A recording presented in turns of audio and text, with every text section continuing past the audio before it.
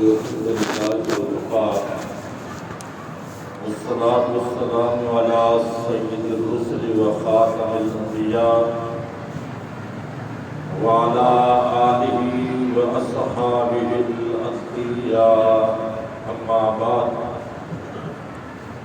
أعوذ بالله من الشيطان الرجيم بسم الله الرحمن الرحيم النبي أولى بالمؤمنين من أنفسهم وقال النبي صلى الله عليه وآله وسلم إنما بعثت لأتمم مكارم الأخلاق أو كما قال عليه السلام سبحان ربك رب العزة عما يصفون والسلام على المرسلين والحمد لله رب العالمين. درود پڑھیے اللهم صل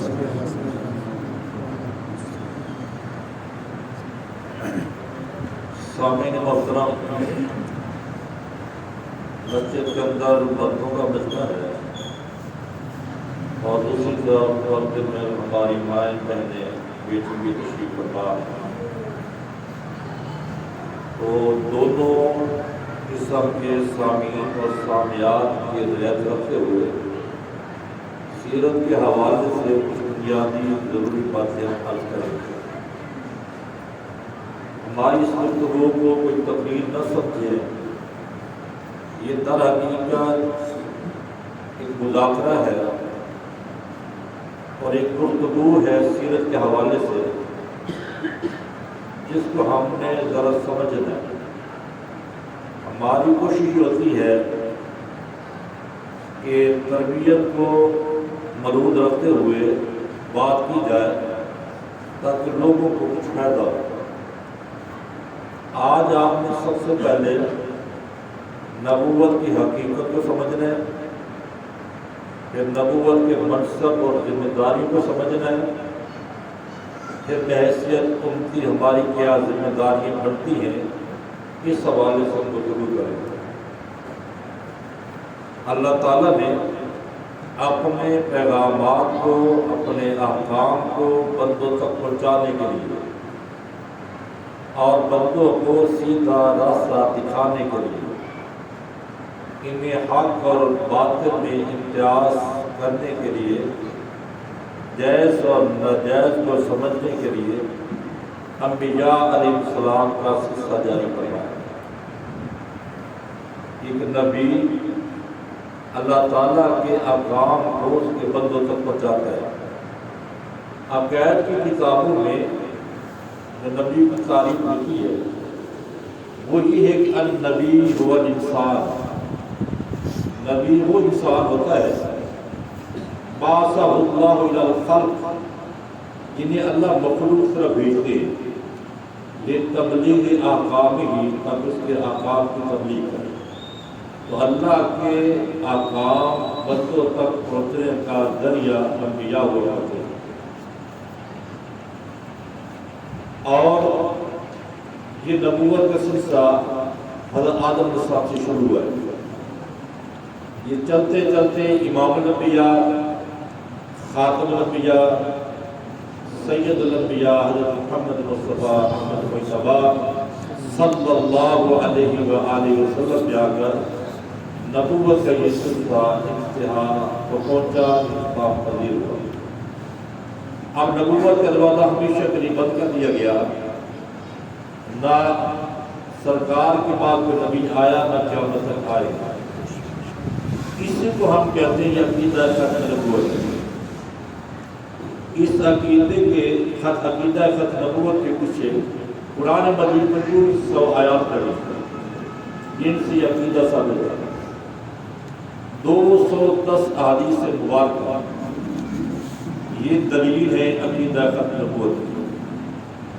صحابہ کرام رضوان اللہ تعالیٰ سے ایک آج تک پوری امت کا اتفاق اور اجماع ہے کہ آپ اللہ کے آخری نبی ہیں، آپ کے بعد آیت آئے گا۔ اس عقیدہ ختم نبوت کی حساسیت اور اس کی اہمیت کو سمجھنے کے لیے امام اعظم امام ابو حنیفہ رحمۃ اللہ تعالیٰ کا یہ ارشاد گرامی آپ سماعت فرمائیں۔ امام اعظم رحمۃ اللہ تعالیٰ نے فرمایا کہ اگر کوئی بدبخت بندہ نبی کریم صلی اللہ علیہ وآلہ وسلم کے بعد نبوت کا دعویٰ کر دے اور جو مسلمان سادہ لوگ اس سے دلیل کا مطالبہ کرے کہ جناب آپ نے نبوت کا دعویٰ کیا آپ اس دعوے کی کیا دلیل ہے، جس نے دلیل کا مطالبہ کیا دلیل مانگی وہ بھی قبول ہے، لیکن ابھی اس کو شک ہے عقیدہ کے بارے میں کہ دلیل مانگتے پھرتا ہے۔ تو لہٰذا ایک تو عقیدہ ختم نبوت کا قبول ضروری ہے۔ دوسری بات جو میں آپ سے عرض کرنی ہے، کچھ ایسی صفات ہیں انبیاء علیہ السلام کی جن کو ہم خصائص نبوت کہتے ہیں۔ تو نبی کوئی عام انسان کا نہیں ہوا کرتا، ان کی خاص صفات ہوا کرتی ہیں، خاص ان کی شان ہوا کرتی ہے۔ مثلا انبیاء علیہ السلام یہ معصوم من الخطا ہوتا ہے، گناہوں سے پاک۔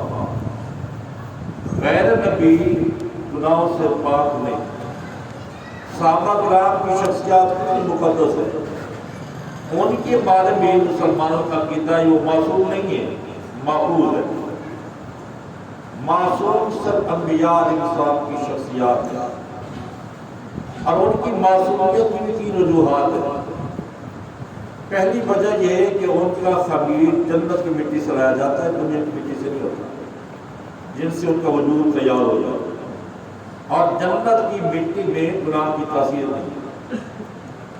اور دوسری وجہ معصومیت، ہر لحظہ ہر آن انبیاء علیہ السلام اللہ کی تجلیات اور اس کے انوارات کا مشاہدہ کرتے ہیں۔ جو شخصیات ہر وقت اللہ تعالیٰ کی قدرت کے انوارات کے مشاہدہ میں ہوں، بھلا ان سے گناہ کیسے ہو سکتے ہیں؟ اور تیسری وجہ ان کی معصومیت کی، وہ اللہ تعالیٰ کی خاص حفاظت اور نگرانی ہے۔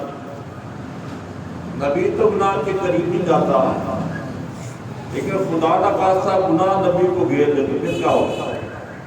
پھر یہ کہ اللہ تعالیٰ گناہ کو پیچھے ہٹا دیتے ہیں اور آپ اپنے نبی کو گناہ سے بچا لیتے ہیں۔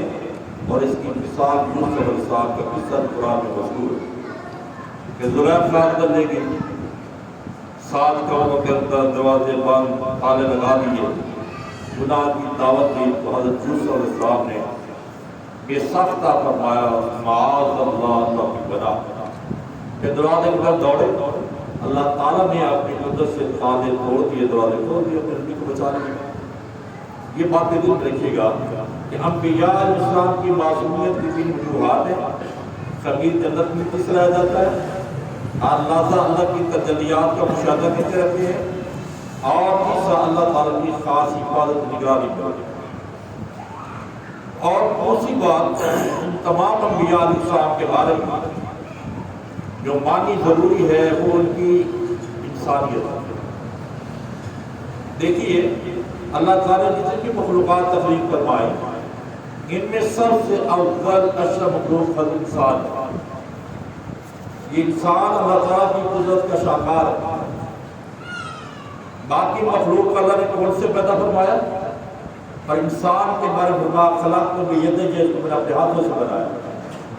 یہ اللہ کی تخلیق کا شاہکار، افضل اشرف المخلوقات، مخدوم میں کائنات، مسجود ملائکہ، اللہ کا نائب اور خلیفہ۔ اللہ تعالیٰ نے اپنی نیابت اور خلافت کا تاج بھی انسانوں کے ساتھ پر رکھا ہے اور جو اپنا نمائندہ بنا کر اپنی مخلوق کی طرف بھیجا ہے۔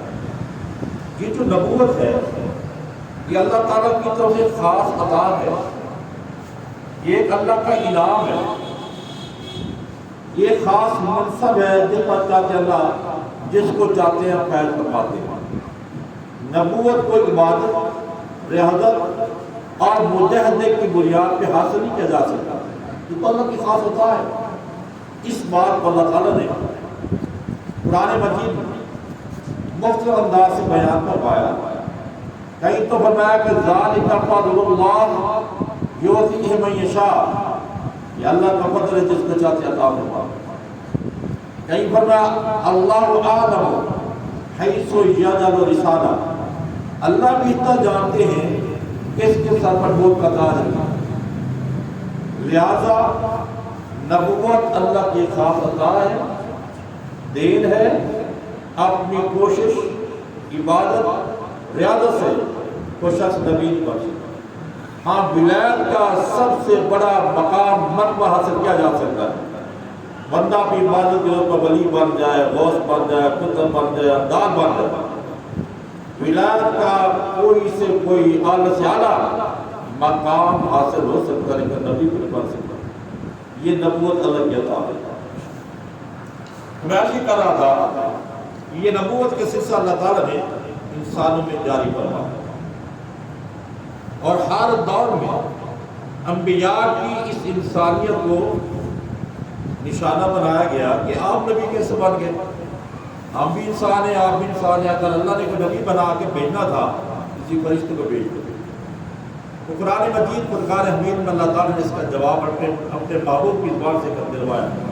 بول میرے پیغمبر نبی کو بتاؤ نا، لو کانا فی الارض ملائکہ، اگر زمین میں فرشتے رہتے ہوتے، یمشون مطمئنین، وہ آباد ہوتے، اطمینان کے ساتھ یہاں زمین بسر کر رہے ہوتے، لنزلنا علیہم من السماء ملک رسولا، ہم بھی آسمان سے فرشتہ نبی کا بنا کر بھیجتے۔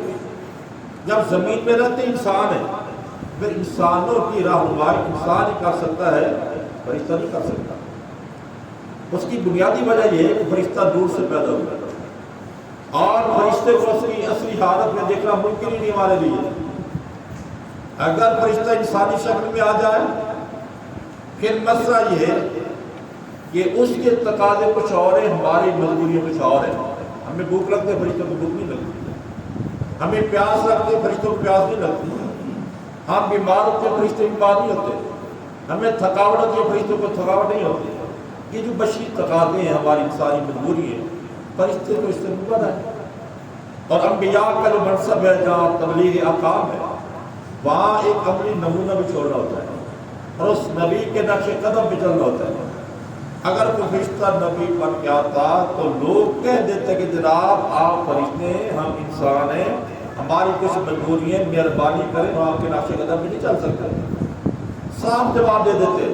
اس کی مثال دیتا ہوں، فقہ کی کتابوں ایک مسئلہ ہے، ایک بندہ کو بھوک شدید لگی ہوئی ہے، ادھر کھانا بھی تیار ہے، ادھر جماعت کا بھی وقت ہو گیا، اب کیا کریں؟ نماز پڑھیں یا پہلے کھانا کھائیں؟ اگر کوئی فرشتہ ہوتا نبی وہ کہتا ہے جاؤ جاؤ نماز پڑھو، بھوک کیا ہوتی ہے؟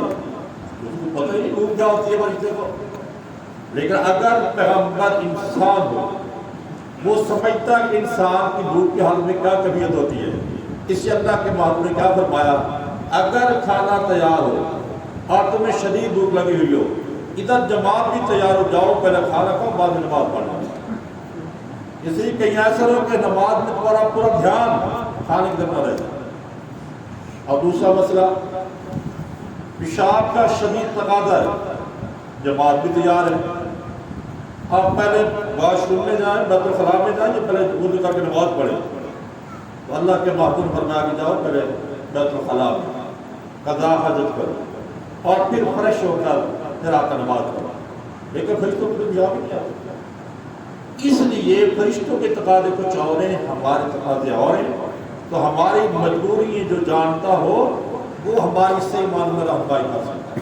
یہی بات اللہ تعالیٰ نے فرمائی، اگر زمین میں فرشتے آباد ہوتے تو ہم کسی فرشتے کو نبی بنا کر بھیجتے۔ جب زمین میں رہتے انسان کی رہنمائی کے لیے انسان ہی بہتری بڑھتے ہیں۔ لہٰذا انبیاء کی انسانیت اور انبیاء کی معصومیت، تیسری چیز جو ہے وہ ہے انبیاء کی اطاعت۔ انبیاء علیہ السلام اللہ اور اس کی مخلوق میں ایک واسطہ ہوتے ہیں، بذریعہ وحی اللہ سے احکام وصول کرتے ہیں اور ان احکام کو بندوں تک پہنچاتے ہیں۔ تو انبیاء کے ہی ذریعے اللہ کے احکام بندوں تک پہنچتے ہیں اور کوئی ذریعہ نہیں ہے۔ اور یہ ضروری ہے وحی اور اللہ کے احکام دیکھیے اللہ تعالیٰ انسان کو جو عقل دی ہے یہ بھی اللہ کی بہت بڑی نعمت ہے، لیکن سب انسانوں کی عقل برابر نہیں ہے۔ جب عقل کے درجے میں فرق ہے تو آگے سوچ میں فرق ہے، اس لیے دنیا میں افراتفری ہے۔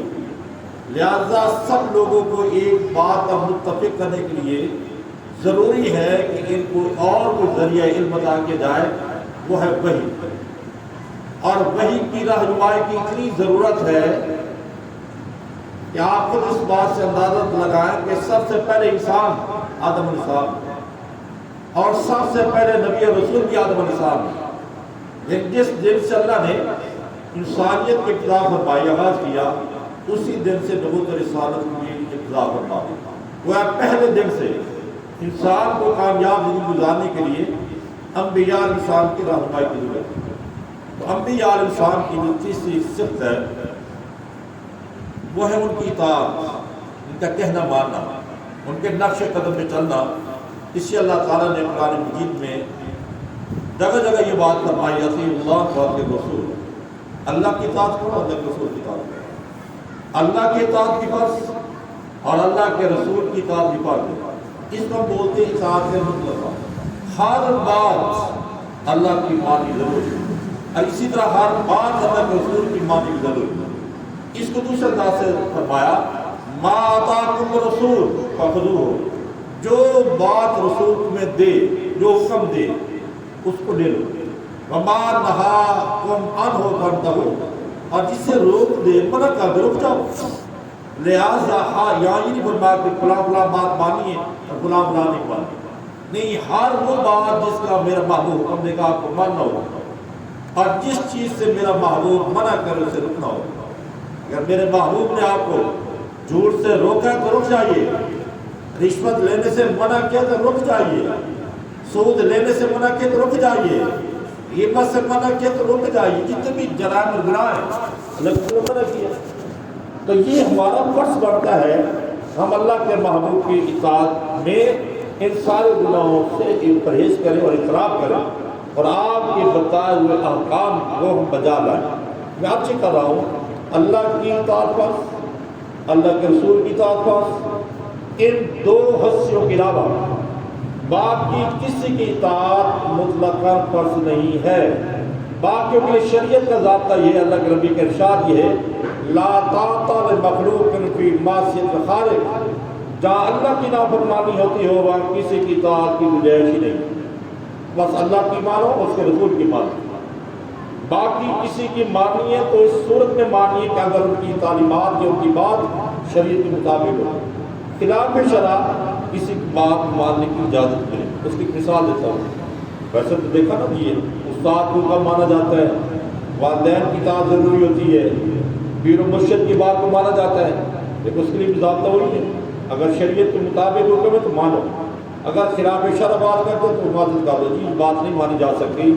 اس کی مثال حدیث کی کتابوں میں حضرت سعد بن ابی وقاص رضی اللہ عنہ واقع، جب وہ مسلمان ہوئے والدہ بھی کافرہ تھی، ماں کو پتہ چلا میرا بیٹا باپ دادے کے دین سے پھر گیا، تو نیا دین قبول کر لیا، بیٹے کو بلایا، سمجھایا کہ میرے بیٹے آپ نے یہ کیا حرکت کی کہ آپ نے باپ دادے کا دین چھوڑ دیا، ابھی واپس اپنے باپ دادے کے دین پہ آ جاؤ۔ حضرت صاحب نے جواب دیا کہ ماں میں نے جو فیصلہ کیا ہے سوچ سمجھ کے کیا، آپ اس بات کو چھوڑ۔ ماں نے آگے سے کہا کہ اگر بیٹا تو اسلام کو نہیں چھوڑے گا نا تو پھر میں کھانا پینا چھوڑ دوں اور میری بھوک ہڑتال ہوگی، اسی حال میں مر جاؤں گی اور تو معاشرے میں بدنام ہوگا، یہ ماں کا قاتل ہے، اس سے ماں کی بات نہیں مانی، دھمکی نہیں مانی۔ اس دھمکی پر حضرت صاحب نے جو جواب دیا وہ ہماری دلیل اس سلسلے میں فرمایا کہ ماں یہ تو تیری ایک جان ہے جو بھی نکل جائے گی، اگر تیرے بدن میں 100 جانیں ہوں اور ایک ایک کر کے نکل جائے یہ منظور ہے، مگر کملی والے کا دامن چھوڑنا منظور نہیں۔ تو باقی کسی کی اطاعت خلاف شرع اجازت نہیں ہے۔ تو یہ اطاعت انبیاء اطاعت۔ آئیے انبیاء علیہ السلام کے جیسے میں نے کہا اس سے آدم السلام شروع ہوا، امام الانبیاء محمد مصطفیٰ صلی اللہ علیہ وسلم پہ آپ نے سلسلہ اختتام پذیر ہوا۔ اللہ تعالیٰ نے جو شان اور مقام اور عظمت آپ کو عطا فرمائی وہ کسی اور نبی کو نہیں عطا فرمائی، نہ آپ سے پہلے کسی کو دی نہ آپ کے بعد، اس لیے کہ آپ کوئی معمولی ہستی نہیں ہے، آپ اس کائنات کی تخلیق کا سبب اور باعث ہے۔ فرمایا کہ لولا کا ما خلقت الافلاک، یہ حدیث قدسی ہے، محبوب اگر میں آپ کو پیدا نہ کرتا تو یہ کائنات ہی نہ بناتا، اس لیے آپ کو ہم مقصد تخلیق کائنات یا وجہ تخلیق کائنات کہتے ہیں۔ ایک بات، دوسری بات یہ کہ پورا قرآن ہے جو اللہ کا کلام ہے، اس کلام میں اگر آپ غور کریں گے تو آپ کو نبی الاسلام کی عظمت ہر بات پہ چمکتی نظر آئے گی۔ میں صرف 2-4 آیتوں کا حوالہ دیتا ہوں جس سے آپ کو اندازہ ہوگا کہ اللہ کی نظر میں اللہ کے محبوب کا کیا مقام ہے۔ چنانچہ قرآن مجید میں ایک مقام پہ اللہ تعالیٰ نے فرمایا اپنے محبوب کو مخاطب کرتے ہوئے الامر، محبوب تیری عمر کی قسم، تیری زندگی کی قسم، بلکہ تیری جان کی قسم۔ حضرت عبداللہ ابن عباس رضی اللہ تعالیٰ فرماتے ہیں اللہ تعالیٰ نے کسی بھی پیغمبر کی زندگی کی قسم نہیں اٹھائی سوائے اپنے محبوب کہ محبوب آپ کی زندگی کی قسم، آپ کی جان کی قسم، اس سے مانا۔ ایک بات، دوسری چیز آپ یہ دیکھیے قرآن مجید میں کہ مختلف انبیاء علیہ السلام کا اللہ نے قرآن میں ذکر کیا اور ان کو مخاطب کیا نام لے لے کر، یا آدم قرآن میں ہے، یا نوح قرآن میں ہے، یا ابراہیم قد صدقت الرؤیا قرآن میں ہے، یا موسیٰ، یا عیسیٰ، یا زکریا، یا یحییٰ، یہ انبیاء نصاب کا نام لے کر مخاطب کیا۔ پورے قرآن کو آپ پڑھیے، کہیں بھی آپ کو یہ بات نہیں ملے گی کہ اللہ نے اپنے محبوب کا نام لے کر آپ کو مخاطب کیا۔ جہاں بھی آپ کو مخاطب کرنے کی ضرورت پیش آئی تو کبھی تو فرمایا کہ یا ایھا النبی، کبھی فرمایا کہ یا ایھا الرسول، کبھی فرمایا کہ یا ایھا المزمل، کبھی یا ایھا المدثر، کبھی یاسین، کبھی طٰہٰ، القاب کے ساتھ آپ کو یاد کیا۔ علماء نے لکھا ہے نام کے مقابل میں القاب کے ساتھ یاد کرنا، مخاطب کرنا، اس میں احترام اور توقیر زیادہ ہوا کرتا ہے۔ تو اللہ تعالیٰ تو خالق ہے، جس انداز سے چاہتے اپنے محبوب کو مخاطب کر سکتے تھے، لیکن ہمیں تعلیم دینے کے لیے اللہ کے محبوب کا نام نہیں لیا، خطاب جب بھی فرمایا القاب کے ساتھ آپ کو یاد فرمایا۔ لہٰذا یہ چیز بھی ہمیں قرآن مجید میں ملتی ہے کہ اللہ تعالیٰ نے اپنے محبوب کی عظمت اور آپ کے اپنے محبوب کی شان کو بندوں پہ واضح کر دیا کہ میں خالق کائنات ہو کر اپنے محبوب کا نام ادب سے لیتا ہوں تو بھی میرے محبوب کا نام ادب سے لینا ہے۔ اسی طریقے سے اللہ تعالیٰ نے اپنے محبوب کی اطاعت کو اپنی اطاعت قرار دیا، فرمایا وَمَن یُطِعِ الرَّسُولَ فَقَدْ أَطَاعَ اللَّهَ، جسے اللہ کے رسول کی اطاعت اس نے اللہ ہی کی اطاعت کی۔ تو یہ ایک چیز نہیں، بے شمار مقامات پر اللہ تعالیٰ نے اپنے محبوب کی عظمت کو بیان فرمایا۔ آئیے اب اس بات پہ ہم نے بات کرنی ہے کہ نبی کریم صلی اللہ علیہ وسلم کی جو سیرت ہے، کیونکہ ربیع الاول میں آپ دیکھتے ہیں کبھی میلاد کے نام پر، کبھی سیرت کے نام پر مجالس محافل ہوتی ہے، لیکن یہ جو سیرت ہے اس کا مطلب کیا ہے اور اس کی اہمیت کس قدر ہے۔ سیرت میں یہ 3 باتیں آتی ہیں، اللہ کے نبی کے اقوال، ارشادات، آپ کے اعمال جس کو ہم سنت اعمال کہتے ہیں، اور تیسری چیز ہے آپ کے احوال، آپ کے حالات زندگی۔ یہ تینوں چیزوں کا نام سیرت ہے، اقوال، افعال اور احوال۔ اور ان کی ضرورت کس قدر ہے؟ ایک تو اس لیے سیرت کا مطالعہ ضروری ہے، سیرت سے آگاہی اور اس کا جاننا ضروری ہے، اس کے بغیر دین پر عمل ہی نہیں ہو سکتا۔ قرآن مجید اللہ کا کلام ہے، احکام کا مجموعہ ہے، یہ قرآن مجید محبوب کی سیرت کے بغیر نہ سمجھا جا سکتا ہے، نہ اس پر عمل ممکن۔ محبوب کی سیرت کا مطالعہ قرآن فہمی کے لیے اور دین کو جاننے کے لیے بھی ضروری ہے اور عمل کے لیے بھی ضروری ہے۔ اس کی ایک مثال سنائیے، دیکھیے قرآن مجید میں حکم ہے اقیموا الصلاۃ، نماز کا قرآن میں بار بار حکم دیا گیا، جو نماز ہم پڑھتے ہیں تکبیر تحریمہ کے بعد سب سے پہلے ہم صلاۃ پڑھتے ہیں سبحانک اللہم، یہ قرآن میں کہیں نہیں لکھی۔ نماز میں اتحیات پڑھتے ہیں، قرآن میں اتحیات بھی نہیں ہے۔ نماز ہم درود شریف پڑھتے ہیں، درود شریف کا حکم ہے، الفاظ درود شریف کے قرآن میں نہیں ہے۔ فجر کے 2 فرض، ظہر کے 4، عصر کے 4، مغرب کے 3، عشاء کے 4، یہ رکعتوں کی تعداد یہ بھی قرآن میں نہیں ہے۔ یہ کہاں پہ ہے؟ یہ ساری چیزیں سیرت سے ملتی ہیں۔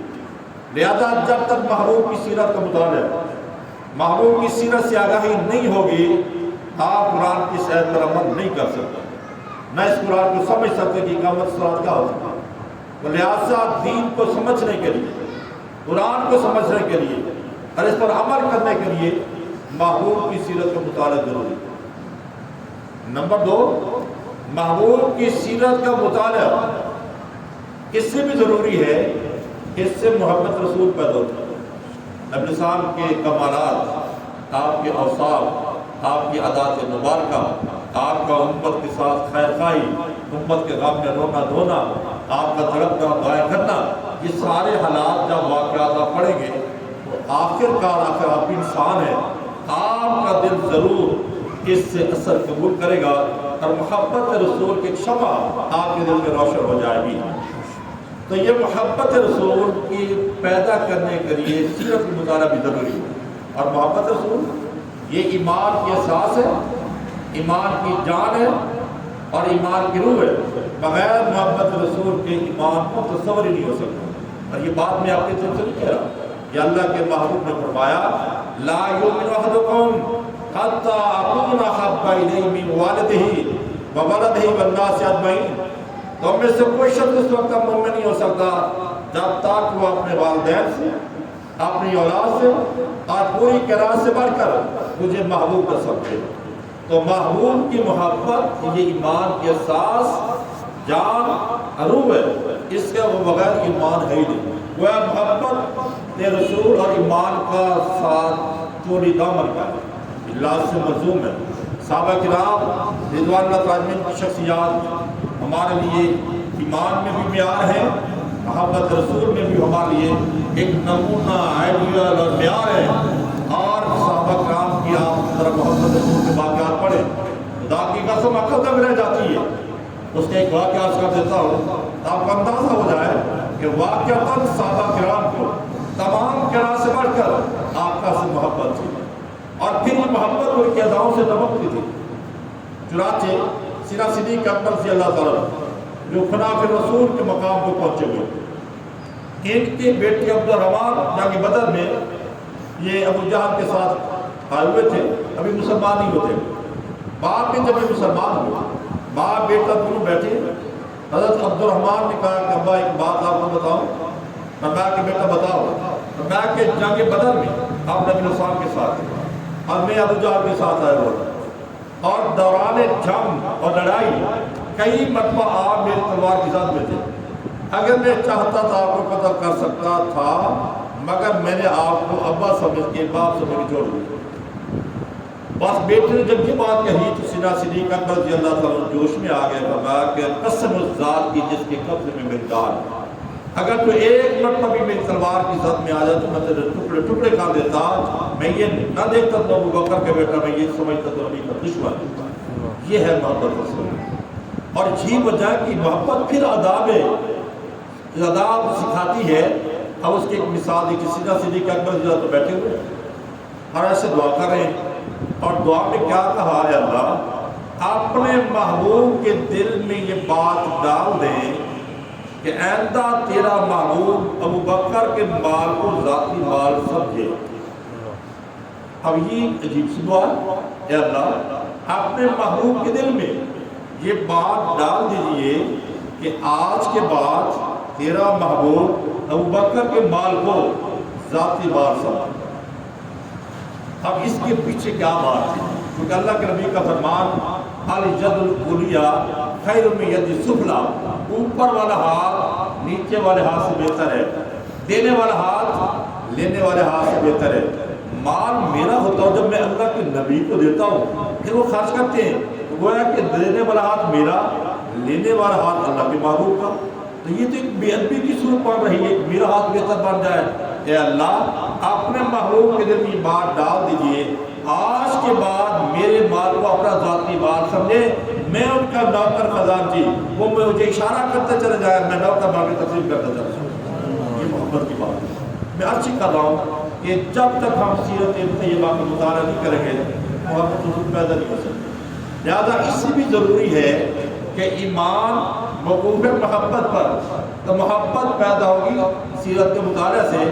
لہذا میری آپ لوگوں سے درخواست, اس سے بھی آپ سیرت کا مطالعہ کریں تاکہ محبوب کی معرفت ہمیں حاصل ہو اور آپ کی محبت ہمارے دلوں میں پیدا ہو.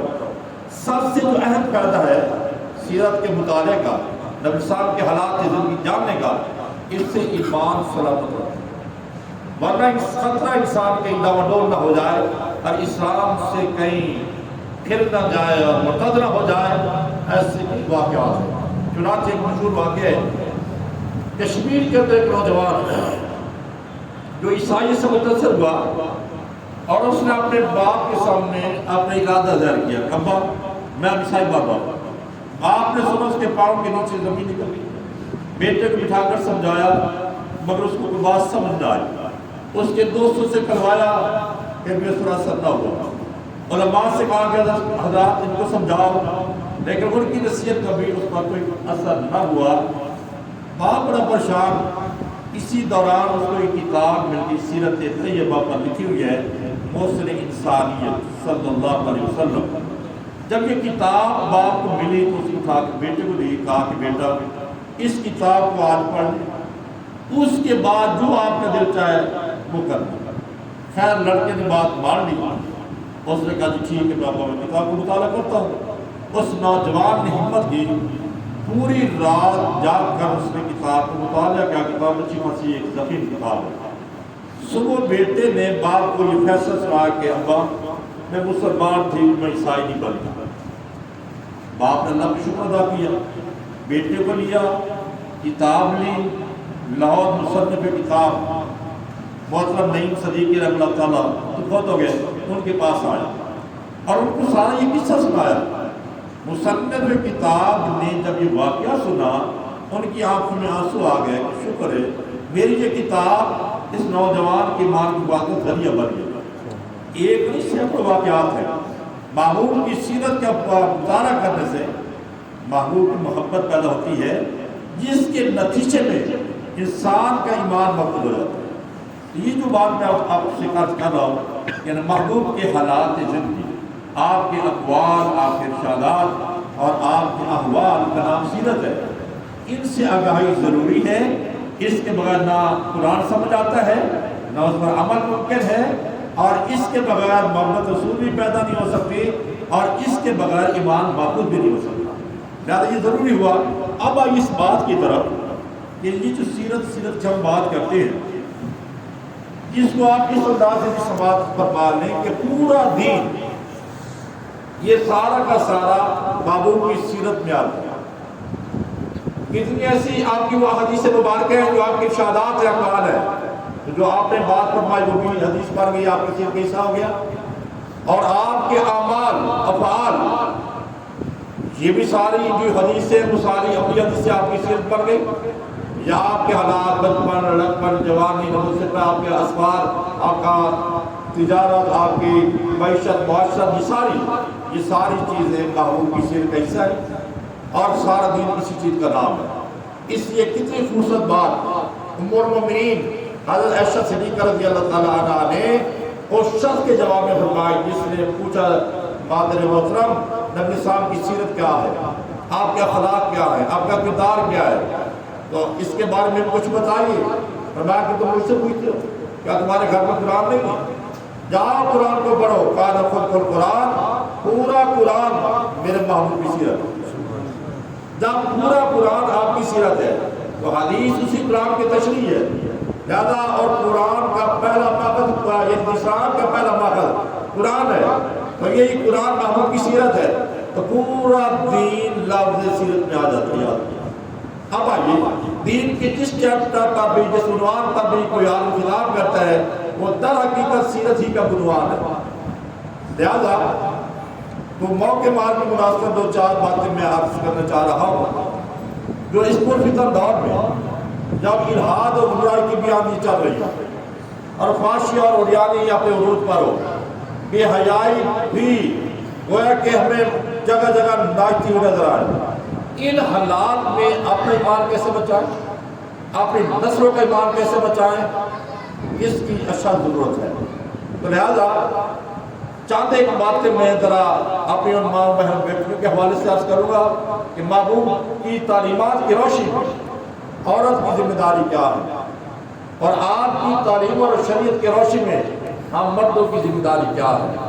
قرآن مجید میں واضح طور پہ فرمایا الرجال قوامون علی النساء، مرد عورتوں پہ حاکم ہے، مردوں کو اللہ تعالیٰ نے حاکمیت عطا فرمائی اور عورتوں کو گھر کی ملکہ قرار دیا۔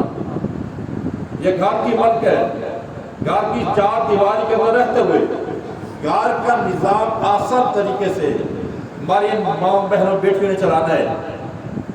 ذرا اس طرح آئیے، یہ جو قرآن مجید میں مرد کو حاکم بنایا گیا اور بتایا گیا، اس کی دو وجہ بتائی قرآن نے خود۔ ایک تو فرمایا امام فضل اللہ علیہ عباس، ایک تو اللہ تعالیٰ جس کو چاہتے فضیلت عطا فرماتے ہیں، عورت کے مقابلے میں مرد کو اللہ تعالیٰ نے فضیلت عطا فرمائی۔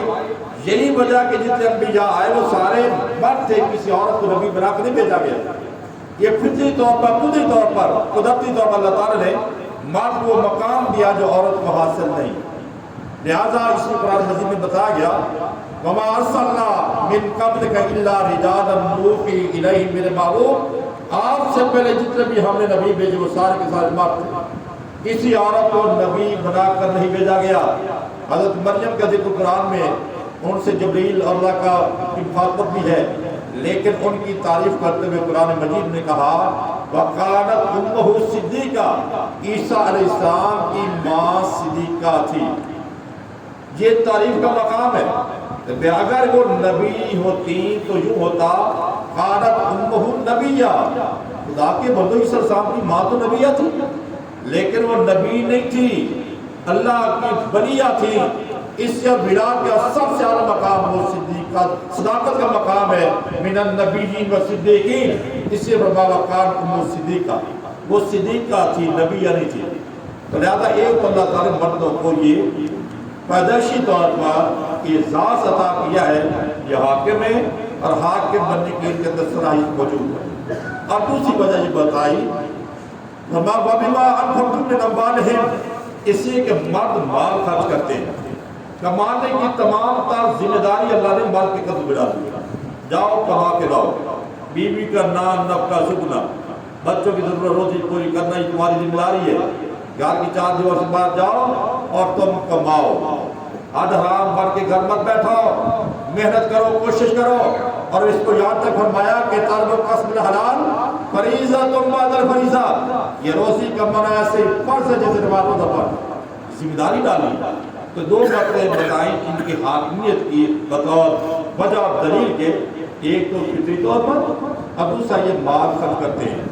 اب جب مال یہ کما کے لاتے ہیں، گھر میں دیتے ہیں اور بیوی کی جملہ ضروریات پوری کرتے ہیں، اب بیوی کی تو ذمہ داری ہے نا، جو مرد جس کی ضروریات پوری کر رہا ہے، اس کی خوشی کا خیال رکھ رہا ہے، تو اس کی اطاعت بھی کرے، اس کا ادب احترام بھی کرے۔ اس سے محبوب کی شریعت میں عورتوں کی سب سے بڑی ذمہ داری ہے اپنے خاوندوں کا احترام کریں اور انہیں احترام دیں۔ اس کو سمجھنے کے لیے حدیث صاحب نے لائیے، فرمایا کہ اگر میری شریعت میں غیر اللہ کو سجدہ کرنے کی اجازت ہوتی، میں عورتوں کو حکم دیتا خاوند کو سجدہ کریں، اس سے خاوند کا مقام اور مرتبہ واضح ہوتا ہے۔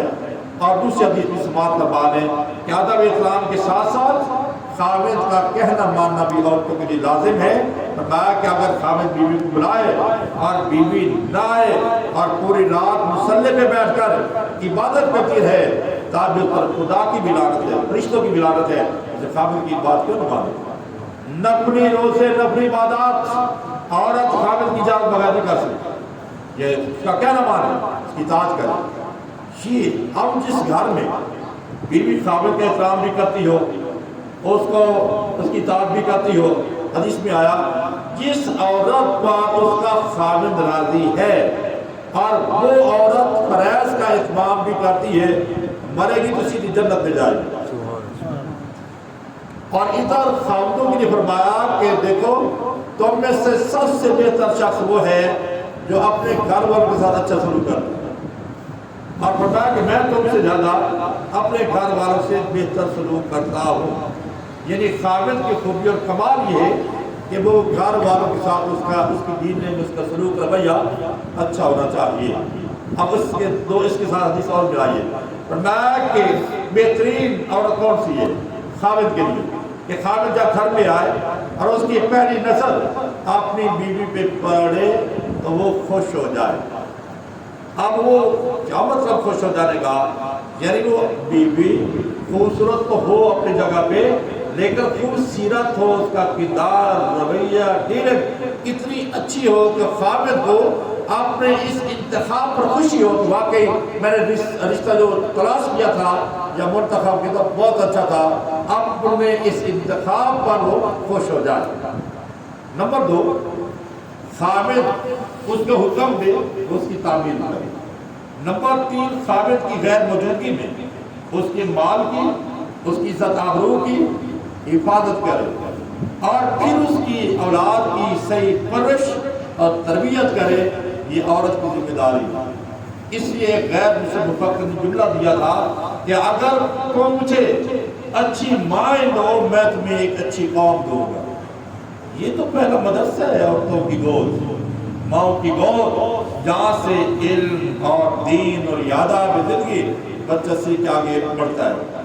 تو خاوندوں کی ذمہ داری کیا ہے؟ ایک تو رزق حلال کما کے گھر میں لائیں، اور دوسرا ان پر ان کی تربیت کا بھی خاص خیال رکھیں۔ جیسے قرآن مجید میں اہل ایمان کو حکم دیا گیا، یا ایھا الذین آمنوا قوا انفسکم واہلیکم نارا، مسلمانوں اپنے آپ کو اور اپنے گھر والوں کو جہنم کی آگ سے بچاؤ۔ اس کا مطلب یہ ہے کہ انہیں دین سکھاؤ اور دین پر عمل کراؤ، نتیجہ در خود جہنم سے بچ جائیں گے۔ تو دین سکھانا، عمل کروانا، یہ ان کو جہنم سے بچانا ہے۔ تو عرض کر رہا ہوں، حدیث میں آیا کہ جب ایک بندہ گھر آئے اور وہ اپنی بیوی کو دیکھ کر مسکرائے اور بیوی خاوند کو دیکھ کر مسکرائے، اللہ تعالیٰ دونوں کو دیکھ کر مسکراتے ہیں کہ کتنا اچھا گھرانہ ہے۔ اس لیے گھر کے اندر محبت بکھیرے۔ اور اس کے ساتھ ساتھ اب یہ تو میاں بیوی کے تعلقات کے حوالے سے بات تھی، اب ذرا اولاد پہ باتیں ہیں۔ اولاد میں بیٹے بھی ہیں اور بیٹیاں بھی ہیں۔ ایک وہ دور تھا نبی اسلام کی بعثت سے قبل، زمانہ جہلیت جس کو ہم کہتے ہیں، بچی پیدا ہوتی تھی زندہ دبور کھا دیا جاتا تھا، اس کا وجود بھی برداشت نہیں کرتا تھا۔ تو اسلام نے عورت ذات پر رحم کھایا اور اسے وہ مقام اور مرتبہ دیا جو آج تک کسی اور مذہب نے، کسی اور معاشرے نے نہیں دیا۔ ماں کے بارے میں اگر یہ عورت ذات، اگر یہ بیٹی ہے تمہاری، تمہاری باعث برکت ہے۔ اگر یہ تمہاری بیوی ہے، یہ تمہاری رفیقہ حیات ہے، اگر یہ تمہاری ماں ہے تو جنت اس کے قدموں میں ہے۔ یہ اعزاز، مقام، مرتبہ عورت کو اسلام نے دیا، کسی اور مذہب نے نہیں دیا۔ چنانچہ اللہ کے معبود فرمایا کہ جس گھر میں 3 بیٹیاں ہوں، جس کی 3 بچیاں ہوں اور بیٹیاں ہوں، اور ان کی اچھی وہ پرورش کرے، پھر ان کی تربیت کرے، بالغ ہونے کے بعد ان کی شادی کر دے، یہ بندہ سیدھا جنت میں جائے گا۔ پھر فرمایا جس کی 2 بیٹیاں ہوں وہ ان کی تربیت اور تعلیم کا بندوبست کرے اور اچھی پرورش کرے، پھر فرض ادا کرے، یہ 2 بیٹیاں بھی اس کے لیے جنت میں جانے کا سبب بنے۔ یہاں تک ایک بیٹی کے بارے میں فرمایا کہ یہ بیٹی ہماری جنت میں جانے کا باعث ہے، جنت میں جانے کا سبب ہے۔ تو بیٹیاں ہوں، بیٹے ہوں، ان کی تربیت کا خاص خیال رکھنا۔ قرآن مجید میں حضرت زکریا علیہ السلام کا اور حضرت مریم کے ایک واقعہ ہے۔ جب حضرت مریم علیہ نبی علیہ السلام حضرت زکریا کی کفالت میں تھی، وہ ایک کمرہ ان کے لیے مخصوص تھا، اس میں ان کو بٹھا دیا گیا، وہ عبادت نہیں کریں۔ پھر وہ دروازہ بند کر کے بلکہ تالا لگا کے تمہیں کے لیے چلے جاتے۔ جب واپس آتے تو حضرت مریم کے پاس بے بوش میں پھال دے گئے۔ جب پہلے دن دیکھا تو بڑے حیران ہو گئے، مریم یہ کیا ہو گیا؟ دروازہ بند تھا، یہ کون ہے جو تجھے پھال دے گئے؟ اندر لگے ہاذا یا مریم، مریم یہ کہاں سے آئے؟ قالت ہوا من عند اللہ، کہ اللہ کی طرف سے آئے۔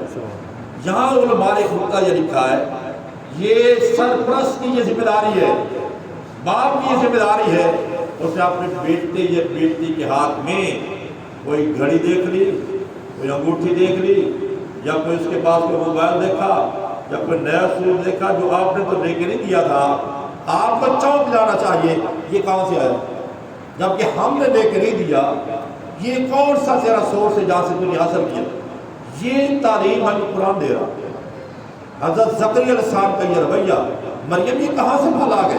میں نے تو آپ کو لے کے دیے نہیں ہے، کفالت کی ذمہ داری میری تھی، آپ کے پاس کہاں سے؟ آپ ہوا من عند اللہ، یہ اللہ کی طرف سے آ۔ جب انہوں نے دیکھا کہ اللہ تعالیٰ اگر حضرت مریم کو بے موسمی پھل دے سکتے تو مجھے بے موسمی اولاد بھی مل سکتی ہے۔ ہنالک دعا زکریا ربہ، وہیں پھر کھڑے کھڑے انہوں نے اللہ تعالیٰ سے دعا کی، رب ہب لی من لدنک ذریۃ طیبہ، اے اللہ اگر مریم کو بے موسمی پھل مل سکتے ہیں، زکریا کو بڑھاپے میں اولاد بھی مل سکتی ہے، پھر اللہ نے اولاد عطا فرمائی۔ تو دوستو بتانا یہ ہماری ذمہ داری بنتی ہے کہ ہم اپنی اولادوں کی تعلیم کے ساتھ تربیت کا خاص کر کے، خصوصاً ہم نے تو اب یہ میڈیا اور یہ موبائل یہ انٹرنیٹ اس سے تو ہم سے ہماری نسلیں چھین لی ہیں، واللہ ڈر رہے ہیں ہم کہ چند سال بعد میں اور کیا حالات بگڑ جائیں گے۔ ایک دور تھا کہ چھوٹے بڑوں کے پاس بیٹھتے تھے، بڑے ان کی تربیت کرتے، نصیحت کرتے اور نصیحت موز کہانیاں واقعات سناتے جس سے ان کی تربیت ہو رہی ہوتی تھی۔ اب تو بہت بڑے فاصلے پیدا ہو گئے، باپ الگ کمرے میں، بیٹا الگ ہے، بیٹی کہیں ہے، بیوی کہیں ہے، کیا تماشا ہے؟ تو آنے والے حالات کیا کدھر جا رہے ہیں؟ اس لیے دوستو ہر بندہ اپنے گھر پہ نظر رکھو، پھر خصوصاً جس انداز سے حالات اور آگے بڑھتے جا رہے ربیع الاول جو کچھ آپ لوگوں نے دیکھا، سیرت کے نام پر، میلاد کے نام پر جو کچھ ہوا، الامان والحویث، یہ حالات بھی بتا رہے ہیں کہ اسلام کا نقشہ بدلا جا رہا ہے اور اس کا بنیہ بگاڑا جا رہا ہے، اور اس کو ثواب کے نام پر اور ولادت کے جشن کے نام پر اسلام کے اوپر چھری چلائی جا رہی ہے۔ واللہ اس لیے خدارا ہمیں خود بھی دین کو سمجھنا ہے، نسلوں کو بھی سمجھانا ہے، اگلی نسلوں تک یہ دین صحیح معنی میں پہنچانا بھی ہے، کہ ہماری ذمہ داری ہے۔ نبی السلام آخری نبی ہیں، نبوت کا دروازہ بند ہو چکا ہے، اگلی نسلوں تک یہ دین امانتاً پہنچانا اس امت کی ذمہ داری ہے۔ اللہ تعالیٰ سے دعا ہے کہ اللہ تعالیٰ ہم سب کو دین کی سمجھ عطا فرمائے، عمل کی توفیق عطا فرمائے، اپنے محبوب کی سچی محبت کامل اتباع نصیب فرمائے۔ حیران ہوتے ہیں کہ دیکھو نا، ولادت کے بارے میں اختلاف امت ہے، 9 کو ہے، 12 کو ہے، کوئی 8 کو بتاتا ہے، لیکن وفات کے بارے میں کوئی اختلاف نہیں۔ کنفرم 12 ربیع الاول وفات ہے، نبی السلام کی وفات کا دن ہے، تو وفات کے دن کو عید کا نام لینا یا عقل دور کی بات ہو جائے۔ پھر نبی السلام کے دور میں یا ربیع الاول نہیں آئے، صحابہ کرام کے دور میں ربیع الاول نہیں آئے، تابعین کے دور میں ربیع الاول نہیں آئے، انہوں نے یہ مہینے کیسے بنایا؟ ہم کیا کر رہے ہیں؟ ہم تو پڑھتے چلے جا رہے ہیں اپنے صاحب سے، اپنے اکابر سے۔ اس چیز کو آپ نے ذرا سنجیدگی سے لینا ہے اور یہ چیز آپ کی نسلوں کو بتانی ہے۔ اللہ تعالیٰ عمل کی توفیق عطا فرمائے۔ دعا کرو۔ الحمدللہ رب العالمین الرحمن الرحیم مالک یوم الدین، اللہم صلی اللہ سیدنا و مولانا محمد و علی آل سیدنا و مولانا محمد بارک وسلم۔ رب کریم ہم تیرے عاجز مسکین بندے ہیں تو ہمارے ہاتھ پر مہربانی فرما، میرے مولا ہمارے تمام صغیرہ کبیرہ گناہوں کو معاف فرما اور ہماری خطاؤں سے درگزر فرما۔ اے اللہ ہمارے قصوروں کو معاف فرما، ہماری عیبوں کی پردہ پوشی فرما۔ میرے مولا جس طرح تو نے آسمان کے زمین پہ گرنے سے روکا، شیطان کو ہمارے پر مسلط روک دیجیے۔ اللہ یہ شیطان ہمارے ایمان کے دشمن ہے، اعمال کے دشمن ہے، یا اللہ اس سے تمہاری جان چھوڑا۔ میرے مولا ہم سب کے ایمان کی حفاظت فرما، اعمال کی حفاظت فرما، جان مال عزت آبرو کی حفاظت فرما، علم عمل وقت صحت رزق میں برکت پیدا فرما، آخر انجام سے اللہ بچا، برے چاہنے والوں کی برائی سے ہمیں محفوظ فرما اور دشمنوں کی دشمنی سے ہمیں محفوظ فرما، حاسدین کے حسد سے محفوظ فرما۔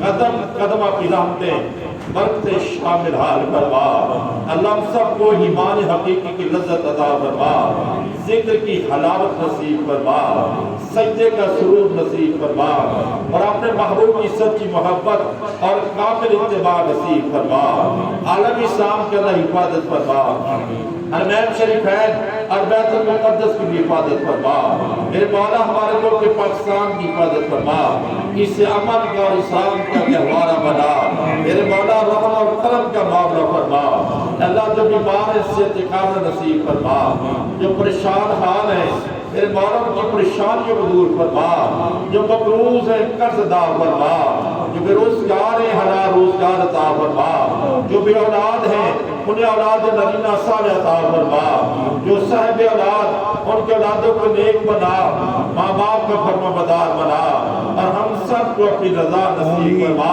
میرے مولا رات میں قصہ گزر گیا دنیا کے تمام بادشاہوں نے اپنے اپنے دروازے بند کر دیے اے زمین و آسمان کی بادشاہ آپ کا دروازہ تو اب بھی کھلا ہے اے اللہ ہم آپ کے در پہ آئے ہیں اب ہمیں اپنے در سے خالی نہ اٹھا اور ہمیں محروم نہ فرما اور ہمیں پیچھے نہ ہٹا میرے مولا ہم سب کی جید حاجات ضروریات کو پورا فرما اور اپنے فضل و کرم سے ہماری دعاؤں کو قبول فرما میرے مولا آپ نے قرآن میں یہ ارشاد فرمایا ادعونی استجب لکم اے بندو تم دعا مانگو میں تمہاری دعاؤں کو قبول کروں گا میرے مولا آپ سے زیادہ سچا تو کوئی نہیں اور آپ سے زیادہ وعدے کا پکا بھی کوئی نہیں میرے مولا ہم نے آپ کے اوپر پر ہاتھ اٹھائے ہم نے تو دامن پھیلائے اب اٹھتے ہوئے ہاتھوں کی لاج رکھ لیجئے پھیلی ہوئی جھولیوں کو اپنی رحمت سے بھر دیجئے میرے مولا آپ نے قرآن میں یہ بھی ارشاد فرمایا وَأَمَّا السَّائِلَ فَلَا تَنْهَرْ کسی سوالی کو جھڑک نہ دینا میرے مولا ہمیں سے یہ حکم دیا گیا ہم کسی سوالی کو انکار نہ کریں اللہ پھر ہم بھی تو آپ کے دار کے سوالی ہیں اللہ پھر آپ انکار نہ فرمائیں آپ بھی پھر ہماری دعاؤں کو قبول فرما دیجئے ہماری حاجات اور ضروریات کو پورا فرما دیجئے میرے مولا پرہیزگار صحیح بدکار صحیح روح سے آ صحیح مگر اس مجمع میں چھوٹے چھوٹے معصوم بچے بھی تو موجود ہیں میرے مولا ان معصوم بچوں نے معصوم ہاتھ اٹھائے اللہ ان معصوم ہاتھوں کا واسطہ اللہ تو ہم سب کے گناہوں کو معاف فرما اور ہماری دعاؤں کو قبول فرما حاجات ضروریات کو پورا فرما میرے مولا دنیا داری کا دستور ہے بندے سے غلطی ہو تو معافی مانگتا ہے معافی مل جائے تو بہت اچھا نہ ملے پھر بندے اکٹھے کرتا ہے اگر پنچایت بھی کسی دار سے واپس چلی جائے آخری ہر بار دنیا والوں کے پاس ایک ہی رہ جاتا ہے کوئی اپنی ماں بہن بیٹی کو لاتا ہے اللہ کسی کے دروازے پر کسی کی عزت چل کے آ جائے لوگ اس کا لحاظ کر لیتے ہیں قتل جیسے قصور معاف کر دیتے ہیں میرے مولا کتنی ہماری ماہیں بہنیں بیٹیاں ادھر پرد میں بیٹھی ہوئی آپ کے سامنے دامن پھیلا چکی ہیں ہاتھ اٹھا چکی ہیں میرے مولا آپ انہی کا لحاظ کر لیجئے اور ان کی برکت سے ہماری دعاؤں کو قبول کر لیجئے ہمارے گناہوں کو معاف فرما دیجئے میرے مولا یہ طبقہ ہے جن کے بارے میں آپ نے قرآن میں ارشاد فرمایا وَعَاشِرُوهُنَّ بِالْمَعْرُوفِ ان عورتوں کے ساتھ اچھا سلوک کرنا اللہ جن عورتوں کے ساتھ اچھے سلوک کا آپ نے مردوں کو حکم دیا آج وہ آپ سے بھی اچھے سلوک کی توقع لے کے بیٹھی ہیں میرے مولا انہیں اپنے در سے خالی نہ اٹھائیے محروم نہ فرما دیجئے سب کی جید حاجات اور ضروریات کو پورا فرما دیجئے اور ہم سب کی دعاؤں کو قبول فرما دیجئے اور ہمارے گناہوں کو معاف فرما دیجئے میرے مولا ہم نے تو کتابوں میں آپ کی رحمت کے عجیب عجیب واقعات پڑھے ہیں ایک بت پرست بت کے سامنے بیٹھا یا سنم کہہ رہا تھا اے اللہ بت نے کیا جواب دینا تھا پجاری کو اونگ آ گئی اور غلطی سے اس کی زبان سے یا سمد نکل گیا اللہ کتابوں میں لکھا ہے آپ نے 10 مرتبہ جواب دیا تھا لبیک یا عبدی لبیک یا عبدی اور میرے بندے تمہیں کیا ہوا میں تو حاضر ہوں میں تو حاضر ہوں۔ اے اللہ کوئی بھول کر آپ کو یاد کر لے، آپ 10 مرتبہ جواب دیتے ہیں، ہم تو دیتا دنسا ارادتاً آپ کے سامنے دامن پر آ کے بیٹھے ہوئے ہیں۔ اے اللہ ہماری ان دعاؤں کو قبول فرما دیجئے، ہماری حاجات ضروریات کو پورا فرما دیجئے، پریشانیوں کو دور فرما دیجئے۔ یا اللہ ہماری شادی کو قبول فرما لیجئے۔ مولانا کاشف صاحب جنہوں نے یہ محنت کر کے پروگرام کو ترتیب دیا، یا اللہ ان کو بھی اپنی رضا نصیب فرما، اپنے مقبول بندوں میں شامل فرما۔ یا اللہ ہم کے تمام افراد اس پروگرام میں شریک ہوئے یا انتظام میں حصہ لیا، سب کو اللہ پہ شان رضا نصیب فرما۔ اللہ سب کی حاجات ضروریات کو پورا فرما اور اپنے محبوب کی سچی محبت اور کامل اتباع نصیب فرما۔ یا اللہ دین کا شعور عطا فرما، دین کا فہم عطا فرما، دین کی سمجھ عطا فرما، ایمانی دینی غیرت اور حمیت عطا فرما۔ میرے مولا جو خیریں تیرے محبوب نے تو اسے مانگی، ہم سب کو شامل حال فرما۔ جن شرور سے پناہ مانگی ہمیں بھی پناہ نصیب فرما۔ اے اللہ نے جو کچھ مانگا ہے عطا فرما، نہیں مانگا مانگنا چاہیے تھا، اللہ وہ بھی عطا فرما۔ یا اللہ جتنے مسلمان دنیا سے جا چکے، وفات پا چکے، سب کے گناہوں کو معاف فرما، سب کی قبروں کو منور فرما۔ اللہ سے مسلمان بھی ہیں، یہ مرے ہوئے زمانہ طویل گزر گیا، قبروں کے نشان مٹ گئے، پیچھے نام لینے والا بھی کوئی نہیں رہا۔ اللہ ان کے گناہوں کو بھی معاف فرما، ان کی بھی قبروں کو منور اور معطر فرما۔ اللہ جتنے بھی مسلمان خواہ ہمارے رشتہ دار یا غیر رشتہ دار وفات پا چکے ہیں، اللہ سب کے گناہوں کو معاف فرما، سب کے درجات کو بلند فرما۔ اللہ نے جو کچھ مانگا ہے عطا فرما، نہیں مانگا مانگنا چاہیے تھا، وہ بھی عطا فرما۔ ربنا تقبل منا انک انت السمیع العلیم وتب علینا انک انت التواب الرحیم۔ صلی اللہ تعالی علی خلقہ محمد وعلی آلہ واصحابہ واہل بیتہ اجمعین۔